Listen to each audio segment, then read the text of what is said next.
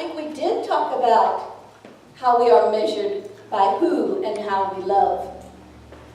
We got a bigger stick this week so we can really see how close we come. And this week we're going to talk about being measured by how we give and who we give to. It's part of the race we're in. Mm-hmm. The Ready, race. set, go. Ready, set, go. The race toward life, a closer life with God. So hope you have one of these. And on it, look for the word generosity. You should be able to find it. Pretty big there. Jesus had stuff to say, of course, about living generously. I'm going to start with Matthew 20 this morning. The story is called A Story About Workers. It's verses 1 through 15. God's kingdom is like an estate manager who went out early in the morning to hire workers for his vineyard. They agreed on a wage of $1 a day, and they went to work. Later, about 9 o'clock, the manager saw some other men hanging around the town square, unemployed. He told them to go to work in his vineyard and he would pay them a fair wage. And they went.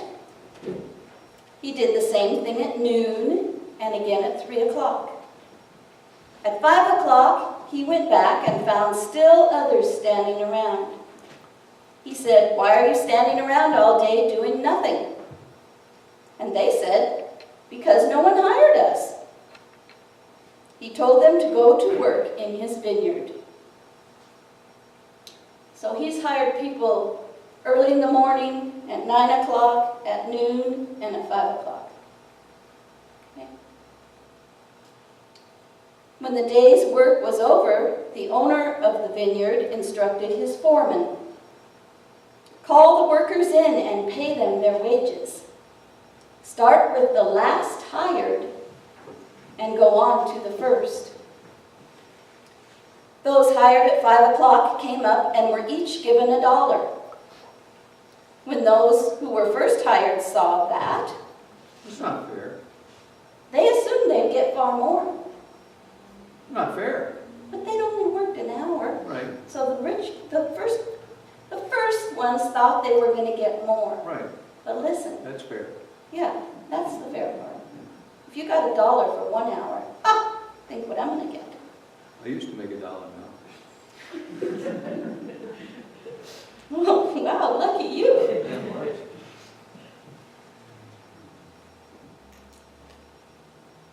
Lost your place. But they each got the same. Each of them got $1. And taking the $1, they groused angrily to the manager. "These last workers put in only an easy hour, and you made them equal to us. We slaved all day under the scorching sun." He replied to the one speaking for the rest, "Friend, I haven't been unfair. We agreed on the wage of $1. So take it and go. I decided to give to the one who came last the same as you. Can't I do what I want with my own money? Are you going to get stingy because I am generous?"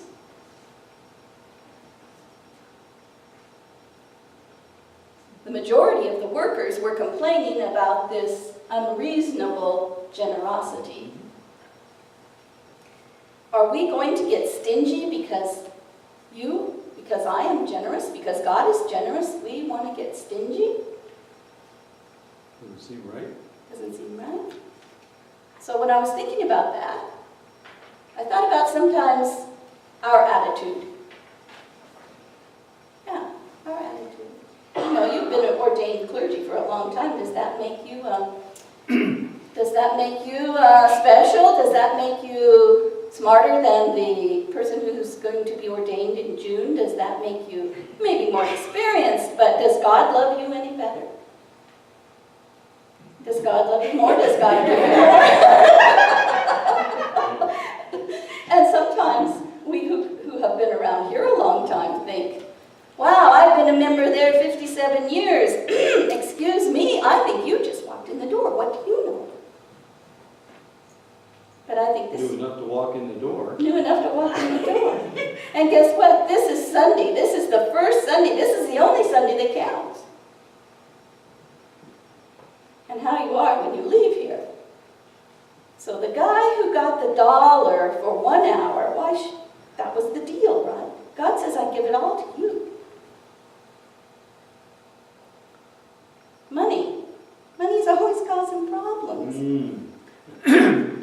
Well, Jesus talks about money and possessions more than any other social issue. By far. I think it's because money is the biggest handicap we have toward following Jesus. But we have to have money. Yeah. We have to have a little money. Well, let's read from Paul's letter to Timothy. You know, Timothy was Paul's protege. And he always gave him advice. He was an older guy. He knew more. He was ordained long. We'll see. We'll see. Timothy serves the churches in Turkey that Paul founded. Some of those churches have rich people in it. Paul, writing from jail, tells Timothy, those who want to be rich fall into temptation and are trapped by many senseless and harmful desires that plunge people into ruin and destruction. Sinful desires? Senseless. Senseless. Okay. For the love of money is the root of all kinds of evil. And in their eagerness to be rich, some have wandered away from the faith and pierced themselves with many pains. So money's the root of all kinds of evil. The love of money. Oh, And you know, when that was written, money didn't mean just cash. It meant possessions and stuff. The love of stuff. Money. Leads to all kinds of bad stuff. yep. If you read on, doesn't Paul say, run as fast as you can from all this? Mm-hmm. Run. Run. Don't hesitate. But I need a little money. Our whole society is built on the buying and selling of stuff. How much do you need? Well, you know, I need a lot of some stuff. Jesus told stories about that too. I need a lot of yarn. What are you going to do with it? Knit. Yeah. For the rest of my life.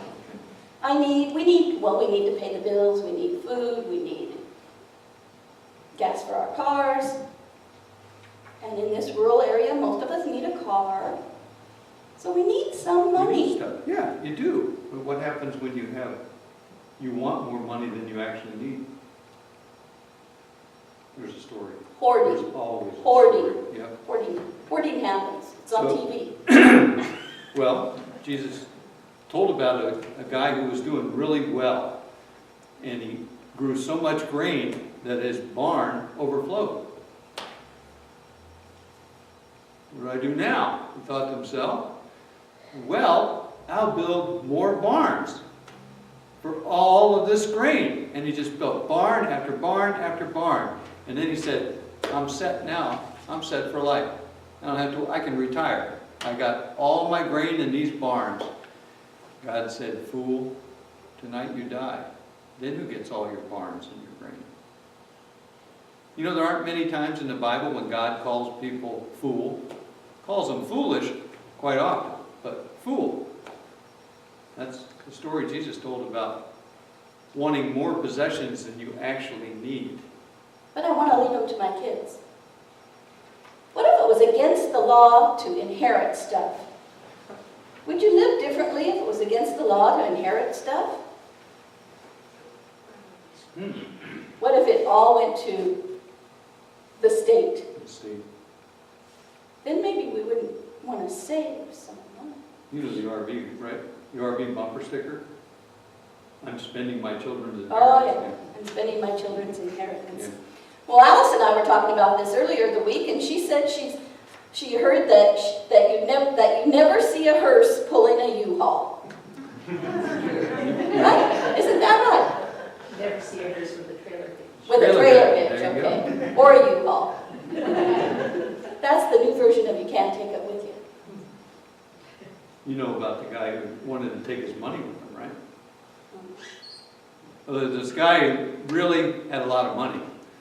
And in his will, he wrote, "I want my money buried with me."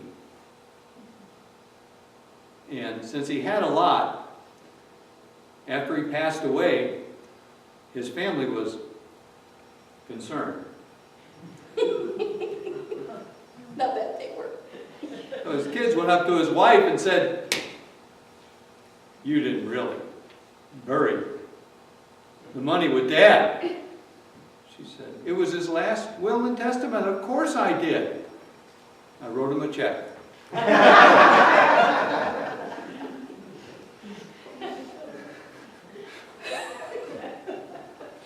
The religious leaders of the time thought that Jesus was hopelessly out of touch. Because we need money. How could this possibly be? How could you possibly tell me to give it all away? In Luke, he says just that. Luke 6, verse 38. Give away your life. You'll find life given back. Not merely given back, but given back with bonuses and blessings. Giving, not getting, is the way. Generosity begets generosity. Unreasonable generosity. Do you believe that? Do you live like you believe that? That's the question we ask. Do you believe the Bible? Do you believe what Jesus said? Or just believe in Jesus? Do you believe Jesus? Or do you believe in Jesus? If we believe Jesus, then we need to start living. I need to start living You're not alone. so I measure up a little better, right? Can't earn it. You can't earn it. If I'm here every week, I can't earn it. But I've taught Sunday school. I've held every office in this church. You know that other joke about how many points you need to get into heaven? Oh, yeah. Yeah. A lot. Well, like 10,000 points. And all I've done is worth a half a point. Yeah. Yeah, I know that. But when we pledge, when we join the church, if you want to be all formal about it, when we become a part of this body, we pledge our prayers, our presence, which means we are here. We pledge to serve, to witness, and to give our gifts, which happens to be our money. And I don't get, well, I do get, we don't get to choose. I have more time than money, so I'm going to do prayers, presence, and service. I don't think that's what that's about. If you have more time than money, it doesn't matter. You still have to give 100% of your time and your money. We talked about that last week, faith and works. 100%. Give your life away. That means everything. That might be the way to go. It might be. The founder of Methodism, John Wesley, kind of illustrated this. We need money. We need to provide for ourselves. When he was a young priest in the Church of England, and he was in Oxford and serving a small parish, He made 30 pounds a year. That's about 70 bucks. He made 30 pounds a year. He lived on 28 pounds. And he gave 2 pounds to the poor. Then as he became more popular, his income increased to 60 pounds and 90 pounds and even 120 pounds. He still lived on 28 pounds because that's all he needed to live on. So his giving increased as he made more money. He once said, "I'll never let a pound or a dollar stand between me and my Lord." So his will said, when I die, I want to have 6 pounds. And then I want you to go out and hire homeless people off the street to carry my casket, 6 of them at 1 pound each. So when I meet the Lord, I don't have any money to hold me back. He was more concerned with giving than getting. He lived simply that others might simply live. Jesus told another story. Sounds risky, doesn't it? Yeah. Jesus told another story about talents. About a man who, a talent was a sum of money in those days. About a man who left on a long business trip overseas, say, and he had 3 workers. And one of the workers or managers he gave 5 talents to. Another he gave 2 talents to. And to the third he gave 1 talent to. The Bible says according to their abilities.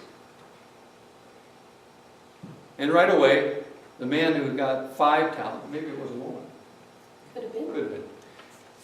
The person who got 5 talents went away, managed them properly, invested them properly, and earned 5 more. And the person who got 2 talents did the same thing.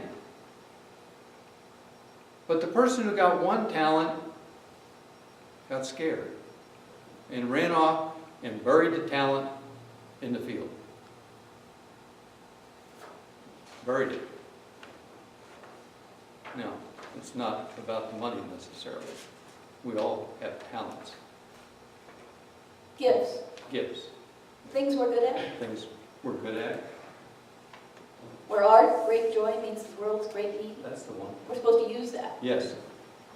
That would be our talent. So he came back, the owner, and he called in his managers.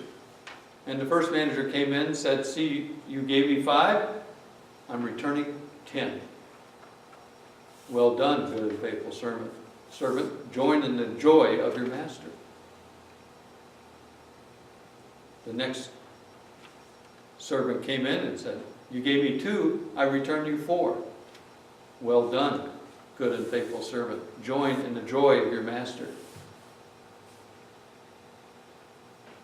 The third came in and said, "I knew you were a hard guy, tough to please, so I ran out and I buried your talent to protect it in a field, and here it is.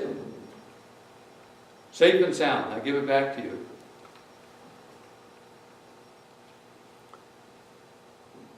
You didn't even invest my money in a bank and earn a little interest. You're unwilling to take a risk. He was cast out. So, the sin there is not in not multiplying No, the talent. it's not using your The gifts. sin is in not investing. Yeah, taking a risk. So what are we supposed to invest in? People, Yeah. What kind of people? all people, All people. Sick people, hungry people, homeless people, prisoners. Yep. Sounds like Matthew 25 to me. feed the home. And you know, people are in all kinds of prisons. Not just the kind with bars. We're all in some kind of a prison. You know, the kids were kind of worried about saving some And we're kind of like that too. You mean have a cushion? Have a cushion. I'm going to spend this, but I'm going to keep this and save it. What did Jesus say about saving? He said, take a risk. Well, that's really uncomfortable. That was really uncomfortable. That nest egg. What if I need it? What if I don't? What if I don't? What if I do? But what if I don't? Give it away. Who's going to? God will give me what I need. That's hard, Pastor Stan. Yes. But we're measured by what we give, not by what we get. Jesus doesn't need friends and fans. Jesus needs followers. We will be measured by how much we give away. We share the race of life. We share The table. the meal of grace.